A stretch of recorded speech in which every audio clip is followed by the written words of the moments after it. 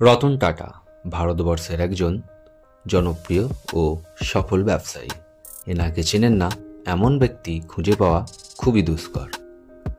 রতন টাটা এক অভিনেত্রীর প্রেমে পাগল ছিলেন।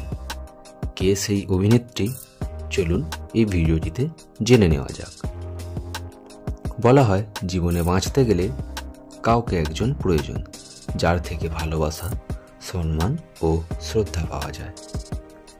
এই ভিডিওটিতে ভারতের সবচেয়ে সম্মানিত ব্যবসায়ীর প্রেমের কথা বলা হয়েছে, যার নাম রতন টাটা।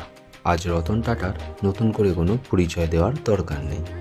টাটা গ্রুপের এই প্রাক্তন চেয়ারম্যান গোটা বিশ্বেই সমাদৃত। এমনকি তিনি ব্যবসায়ের দিক থেকে প্রতিটি ক্ষেত্রেই সাফল্য পেয়েছেন। স্যার রতন টাটা ব্যবসায়িক জগতে প্রতিটি মাইল ফলক অর্জন করেছেন, যেগুলি অন্যান্য ব্যবসায়ীদের স্বপ্নের মতো। 1991 সালে টাটা গ্রুপের চেয়ারম্যানের পদ গ্রহণ করার পর কোম্পানির রাজস্ব 40 গুণ বৃদ্ধি পায় এবং মুনাফা 50 গুণে পৌঁছেছিল। রতন টাটা প্রতি বছর হাজার হাজার কোটি টাকার ট্যাক্স দেন এবং প্রচুর পরিমাণে অর্থও দান করে থাকেন। রতন টাটার শিক্ষা এবং কর্মজীবনের শুরু থেকে টাটা গ্রুপের চেয়ারম্যান হওয়ার গল্পটি খুবই অনুপ্রেরণাদায়ক।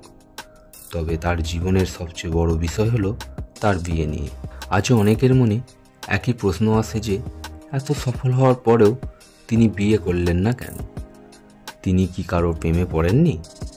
এটা সত্যি যে রতন টাটা কাউকে বিয়ে করেননি, কিন্তু তার জীবনে 1-2বার নয়, 4বার প্রেম এসেছিল, কিন্তু একবারও বিয়ের পিঁড়ি পর্যন্ত পৌঁছায়নি।